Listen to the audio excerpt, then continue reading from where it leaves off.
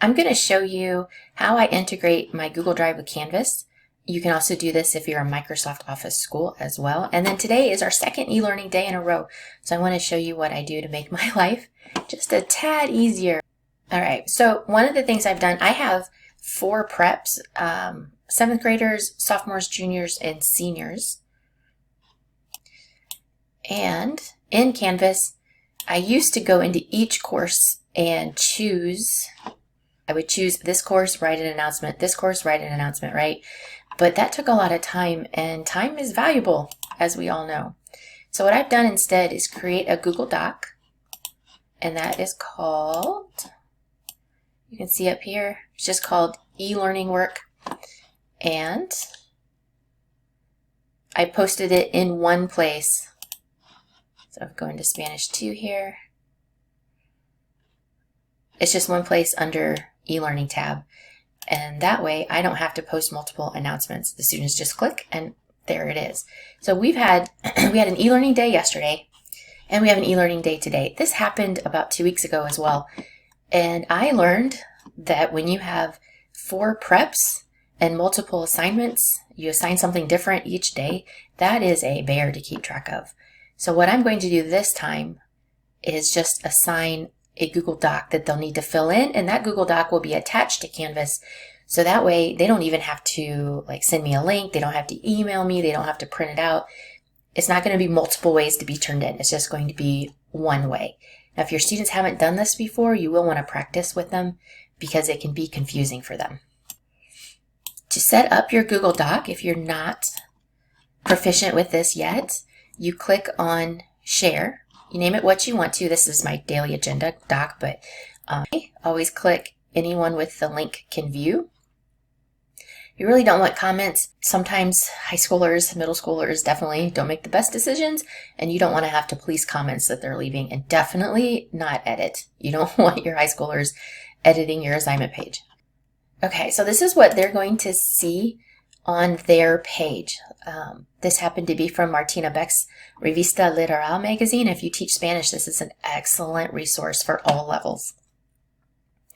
So basically, this is what they'll see, and all they have to do is write directly in here, and then hit submit.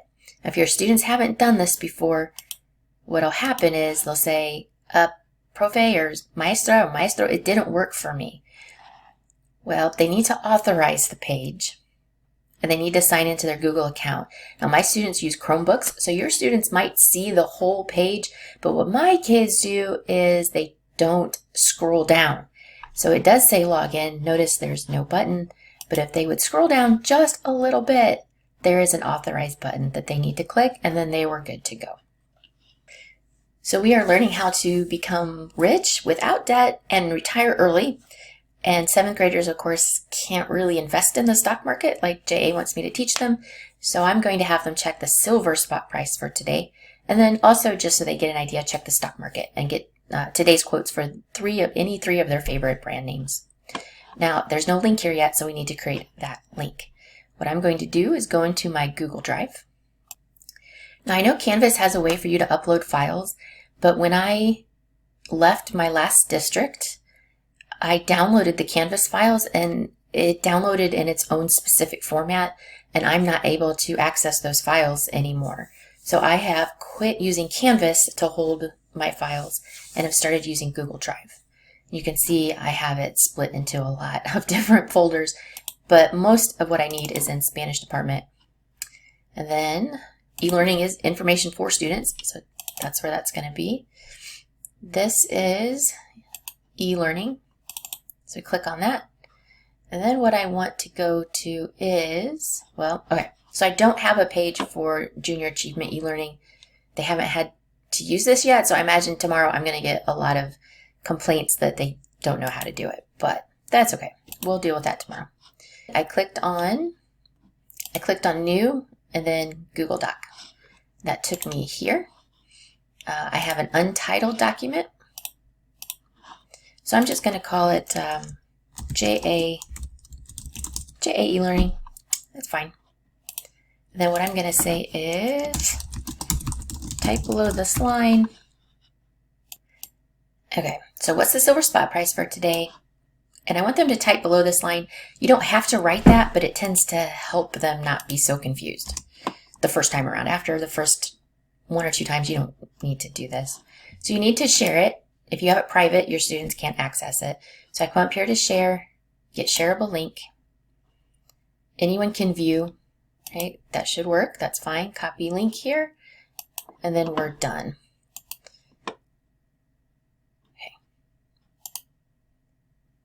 We're done with this part. What we need to do now is go back into our Canvas page.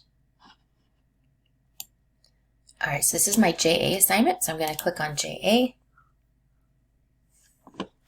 Assignments, New Assignment. This should be pretty standard. I'm going to call it e-learning for 2/27 due. Oh, it's nice to see March come up in the calendar now. All right, points. Give them 10.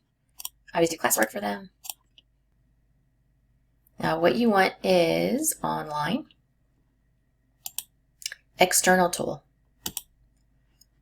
find, and you come down here to Google Drive. Again, if you're a Microsoft school, then you just click Office 365. But the steps are the same. So Google Cloud,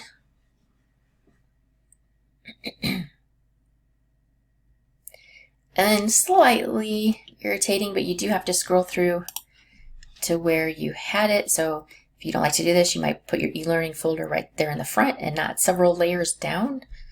Okay, now it says there are no subfolders here. That's correct. Remember, scroll down. It's a file. It's not a folder you're linking to, it's a file. So JA e-learning, it would be right there, and I hit submit and then select. And there it is. So assigned to everybody. It is due 1 week from today for my school. Oh, and the kids watch this time like a hawk, so I make sure I put in 3:10 and then click save and publish. Oh, well, of course, name is too long. So I'll just put e-learning. Let's just say due. E-learning due March 5th. Now let's give that a shot. Save and publish.